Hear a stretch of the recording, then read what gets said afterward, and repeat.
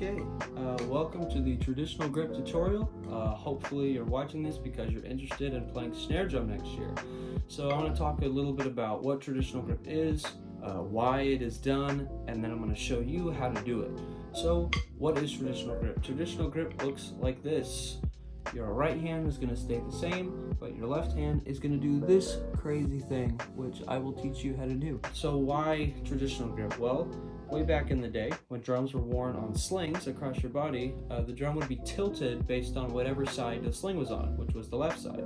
So playing like this really hurt the drummer's elbow over here. So we instead opted to play like this in the traditional grip. And it's just a lot better, it feels a lot better, and it's a lot better physically for you. So how do you do traditional grip? Well, I'll show you. So as I said before, the right hand looks the same as you're used to, just normal match grip. Now for your left hand, and follow along with this, take your hand like this, find wherever your fulcrum is with your match grip, and go ahead and stick that spot right here. Then wrap your pointer finger over the stick like this. Then place your thumb onto your pointer finger like this. This connection you will never break, no matter what you're playing. These other fingers will do crazy stuff. These two fingers never disconnect. This connection is very strong. Then take your middle finger and just set it on the stick here. The middle finger is really not that important in traditional grip. It just kind of chills there. Don't press it into the stick really hard, just kind of set it there. Now for your bottom two fingers, go ahead and put them together and curl them in like this, and then just set them against the stick. And you're gonna wanna set them right onto the nail like this. Not flat on the nail like this, but sort of at the natural angle that the nail is at.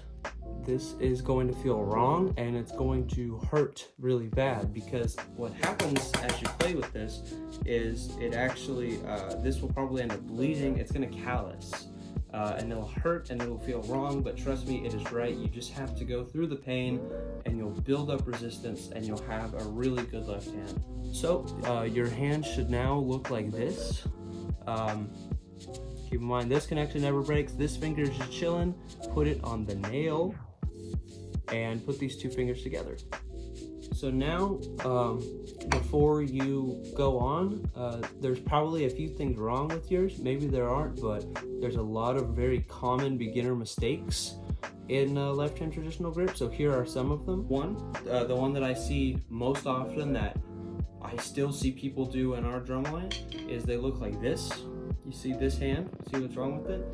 It needs to be curled up like this. So if your hand looks like this and you're playing like this, make sure to take this and just rotate it upward so that you're playing more like that. It's not a perfect, straight up angle, but your thumb should be pointing at about a 45-degree angle away from you. That's a pretty easy one. And then the next one is one that you will naturally end up doing and you really need to watch for. So in your traditional grip, like I said, it's got to sit on this nail and it's going to hurt and it's going to callus.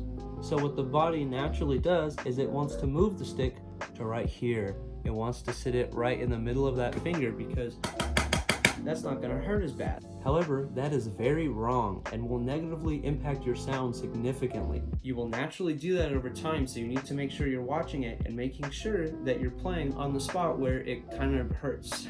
Eventually, it will stop hurting and you'll have an awesome callus to show that you have been practicing traditional grip. So how do you play with traditional grip? Well, your right elbow is going to go a little bit further out than you might be used to, because with concert, you might be playing like this.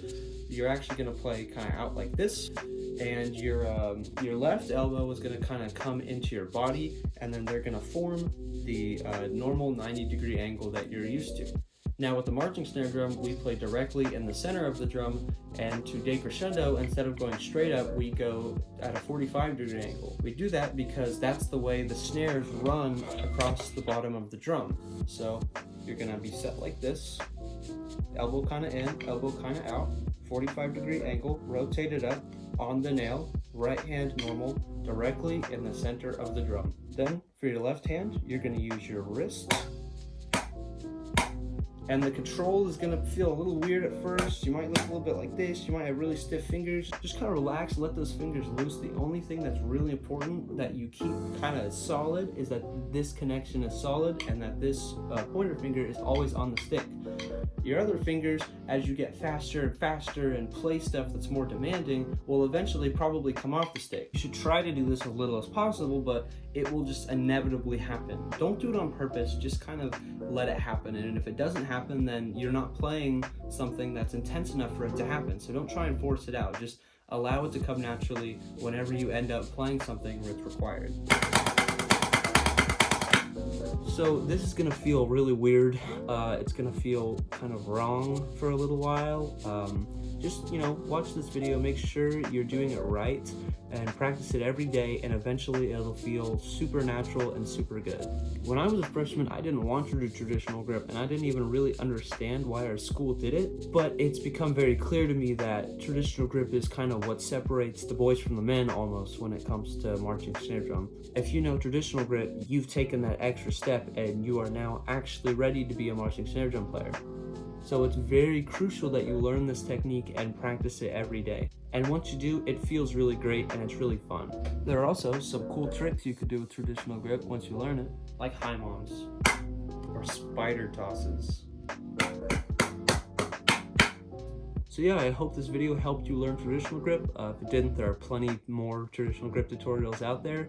But now go ahead and move on to the practice and exercise portion and use your new technique all the way through.